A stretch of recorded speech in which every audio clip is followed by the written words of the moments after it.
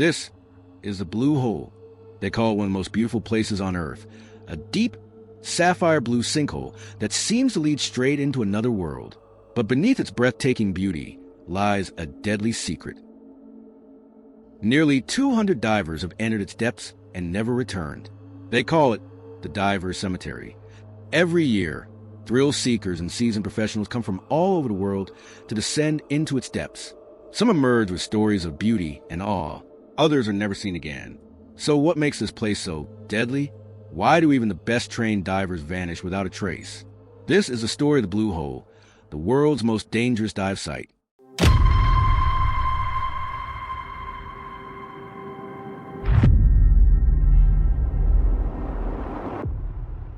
The Blue Hole is a natural underwater sinkhole located just a few kilometers north of Dahab, a small coastal town on the eastern shore of Egypt's Sinai Peninsula. At first glance, it looks like a peaceful, almost magical place, a perfectly round patch of deep blue surrounded by coral reefs and shallow turquoise waters. From above, the contrast is striking. The clear, shallow water of the Red Sea suddenly drops into a circular pit of dark blue. This sinkhole is about 328 feet deep. It looks calm, quiet, almost like a gateway to another world. But that calmness is deceiving. The Blue Hole is not just deep, it's also open, with no walls or barriers to guide a diver's path. Unlike other famous dive sites, which are often full of coral structures, wrecks, or underwater landmarks, the Blue Hole is empty, just blue water stretching in every direction, up, down, left, and right. For many divers, this creates a disorienting feeling, like being suspended in space. Some even describe it as a kind of underwater silence, a place where time slows down and your senses feel muted. What makes it truly dangerous, however, is not the depth alone. It's the way the Blue Hole connects to the open sea through a hidden tunnel deep beneath the surface. This tunnel is known as the Arch, and it's what attracts so many thrill-seeking divers. But before we talk about the Arch and why it's deadly, let's understand what diving here actually feels like. Imagine walking into the ocean from the beach, with sunlight warming your back. You swim past other tourists and divers, maybe even some colorful fish and coral. Everything feels normal, safe. Then just a few feet ahead, the ocean floor disappears. Suddenly, there's nothing beneath you but blue. You check your depth, 30 feet, then 60, then 90. And the deeper you go, the darker and quieter everything becomes. Your breathing slows. The sound of your own air bubbles is the only thing you hear. It's beautiful. It's peaceful, but it's also incredibly easy to forget you are far from the surface. And every second you stay, your oxygen is running out. That's the true nature of the Blue Hole. It lures you in with its beauty, but beneath that beauty lies a quiet danger, one that has taken the lives of many who underestimated it. So what makes the Blue Hole one of the most dangerous dive sites on Earth? The answer lies not only in its depth, but in its structure and in how the human body reacts under pressure. At around 181 feet below the surface, hidden near the bottom of the Blue Hole, there's a wide, horizontal tunnel known as the Arch. This tunnel leads from the Blue Hole out into the open waters of the Red Sea. On paper, it sounds exciting, a natural underwater doorway, stretching around 85 feet long. But in reality, it's incredibly risky. To reach the Arch, divers must descend far deeper than normal recreational limits. Let's put that into context. Most certified recreational divers are trained to dive safely to about 98 feet. Beyond that, risks increase dramatically. Air consumption rises, visibility can drop, and your body starts reacting to the high pressure in strange ways. One of the most dangerous effects is something called nitrogen narcosis. This condition happens when nitrogen, a major part of the air we breathe, starts to act like a drug under pressure. At around 98 feet and deeper, nitrogen can affect your brain, making you feel lightheaded, euphoric, or confused. Some divers describe it as feeling drunk underwater. At first, it might feel pleasant. You relax. You feel invincible.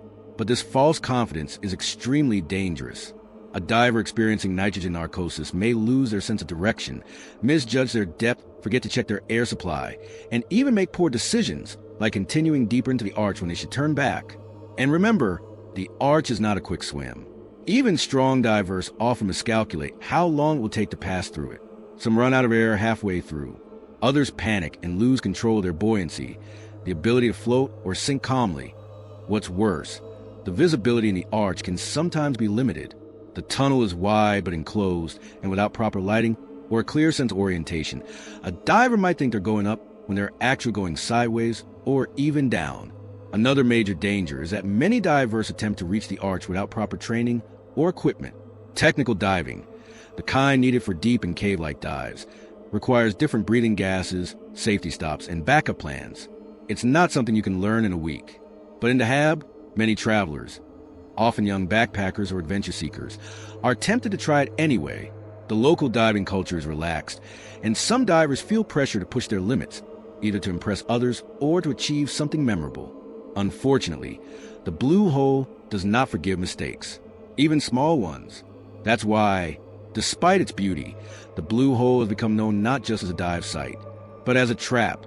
Among the many lives lost at the Blue Hole, one name stands out as Yuri Lipsky. Lipsky was a 22-year-old diving instructor from Russia. He was young, experienced, and confident. On April 28, 2000, he entered the Blue Hole alone, carrying something very few divers bring on such a dangerous dive at that time, a video camera. His decision would change how the world viewed the Blue Hole forever. Lipsky had strapped the camera to his helmet, planning to record his dive to the arch. He wanted to capture the beauty, the thrill, and maybe prove something, but what he recorded instead was the terrifying reality of deep diving gone wrong. Just a few minutes into his descent, things started to go out of control. Lipsky sank too fast. Experts believe he became overwhelmed by nitrogen narcosis as he passed 164 feet. His breathing grew heavier. His movements became strange, slow, confused, and desperate. The footage shows him looking around, trying to gain control, but clearly disoriented. He hits the sea floor at around 377 feet, far deeper than he had planned. His breathing grows louder, panicked. Then silence. The last moments of the video are chilling. Yuri removes his mouthpiece. His breathing stops. The screen fades to black.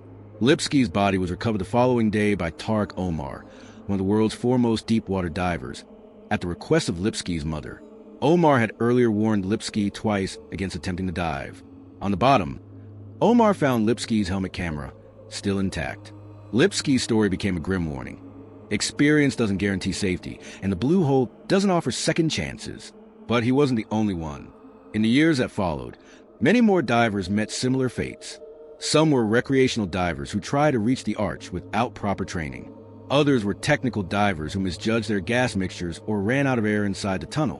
One tragedy involved two friends, both experienced divers, who went in together but never came out. Their bodies were found days later, still inside the arch, holding hands. There's even a graveyard of sorts near the shore, a small collection of plaques and memorials placed by family and friends. Each one tells a story. Each one is a reminder. Local dive guides in Dahab sometimes avoid talking about the deaths in detail. The town depends on tourism, and many visitors come to dive. But among the diving community, the Blue Hole is often called the diver's cemetery. And the truth is, no matter how many warnings are given, no matter how many people are lost, others will still come, drawn by the mystery, the challenge, or perhaps the need to prove something. Because that's the tragic beauty of the Blue Hole. It promises a dive into the unknown. And for some, that promise is impossible to resist. Part 4, the science behind the danger.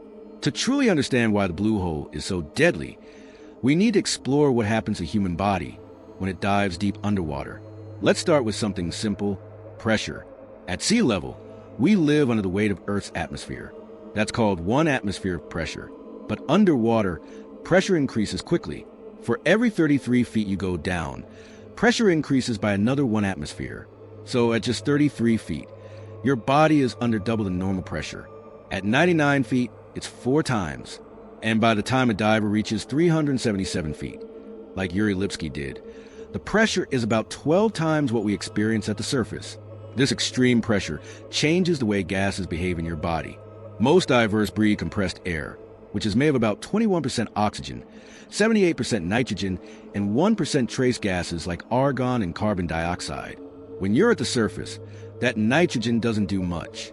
But under pressure, it gets absorbed into your bloodstream and tissues. And that's where the problems begin. At deeper depths, nitrogen starts to affect the brain. It slows your thinking, reduces coordination, and makes you feel strange, even happy or brave. This is what we call nitrogen narcosis. It can happen as shallow as 99 feet, but becomes more intense the deeper you go. Imagine trying to solve a puzzle or make a life or death decision while drunk. That's what nitrogen narcosis feels like. And it's extremely dangerous when you're 164 feet underwater with limited oxygen and no room for error. Then there's oxygen toxicity. Even though oxygen keeps us alive at high pressures, it becomes toxic. If you breathe regular air too deep for too long, the oxygen can actually damage your lungs and nervous system. In extreme cases, it causes seizures, which underwater is usually fatal. Because of these risks, technical divers use special gas mixtures like Trimix, a blend of oxygen, nitrogen, and helium. Helium helps reduce both narcosis and oxygen toxicity. But using these mixtures requires special training, expensive gear, and careful planning. That's not all. There's also the danger of decompression sickness, also known as the bends. When a diver ascends too quickly, the nitrogen in their body forms bubbles, like opening a soda can. These bubbles can cause joint pain, paralysis, or even death. To avoid this, divers must stop and wait at specific depths during their ascent. These are called decompression stops, and they're absolutely essential for deep dives. But here's the problem. Many of the people who dive the blue hole, especially those aiming for the arch, skip this level of preparation. They go too deep, stay too long, and come up too fast. Some dive alone. Others use equipment they barely know how to operate. And in a place like the blue hole, even one mistake can mean the difference between life and death. This is not just about bravery or skill. It's about respecting science. Because down there, physics doesn't care how confident you feel. The laws of pressure, gas, and time apply to everyone equally. Part 5. Why people still dive here. The allure of the blue hole. With all the danger, all the tragedy, you might wonder, why do people still come here? Why do divers, beginners, and experts alike keep returning to a place known as a diver cemetery? The answer is complicated, but it starts with one simple truth. The blue hole is breathtaking. From the surface, it looks like something out of a dream, a perfect circle of deep blue surrounded by the warm, turquoise waters of the Red Sea. The sun reflects off the surface. Fish dart to the coral edges, and everything feels peaceful. For many people, it's irresistible. The chance to dive here feels like a once-in-a-lifetime experience. There's also the reputation. Among the diving community, the blue hole is legendary. Some see it as a test of courage, a way to prove their skills or push their personal limits. It's a challenge, and challenges attract people. Others are drawn by the stories, the mystery, the drama. They've heard of the arch. They've seen Yuri Lipsky's video. They know the risks. But something about it still pulls them in, like a forbidden adventure they need to take for themselves. In Dahab, local dive shops offer all kinds of experiences, from shallow reef dives to more advanced technical ones.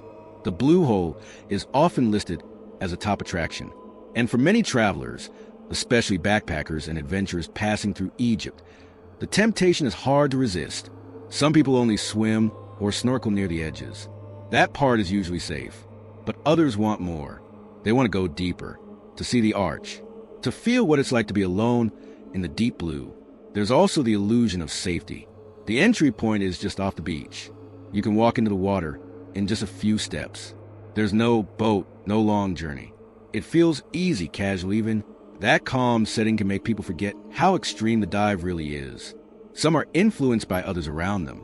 They meet fellow travelers, hear about their dives, and feel like they should try it too. Diving can become competitive, especially among young travelers. It becomes a story to tell, a badge of honor. Then there's the truth that some divers underestimate the risk. They think, I'm careful, I'm trained, I won't go too deep, I'll be fine. And most of the time, they are. But at the blue hole, it only takes one mistake, one wrong turn, one moment of confusion, one technical failure. And the sea doesn't give second chances, yet the allure remains. Even after all the warnings, all the deaths, all the documentaries and dive forums saying don't do it, people still come. Because the blue hole isn't just dangerous, it's also beautiful. And sometimes, it's the beautiful things that tempt us the most. Part 6. Final thoughts. Beauty, mystery, and respect for the deep.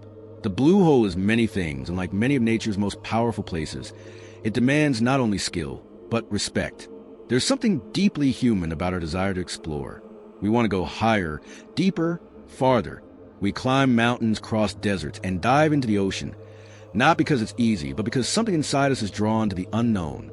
The blue hole offers that unknown, a silent world beneath the waves. a place where time seems to slow and gravity disappears, where you're suspended between light and darkness. It promises something magical, and for many, that's worth the risk. But the ocean is not like the land. Underwater, the rules change. Mistakes are harder to correct. Help is farther away. And sometimes, the surface is simply too far. The divers who lost their lives here weren't foolish.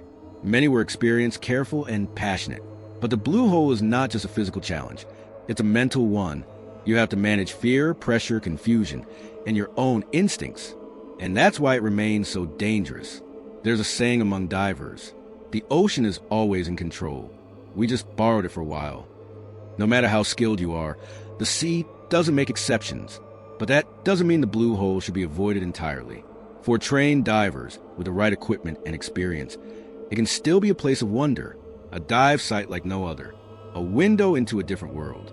It's also a place of reflection, a reminder of how thin the line is between adventure and tragedy, how quickly all can become danger, how important it is to know your limits and respect them. So if you ever stand on the edge of the blue hole, looking into that deep, silent circle, take a moment. Think of the people who came before, the ones who made it out and the ones who didn't. Think of what it means to face nature, not with fear, but with humility. Because the truth is, the ocean doesn't need us to fear it. It only needs us to respect it.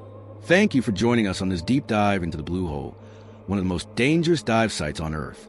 If you found this story fascinating, don't forget to like, share, and subscribe for more stories from the edge of the world. Until next time, stay curious and stay safe.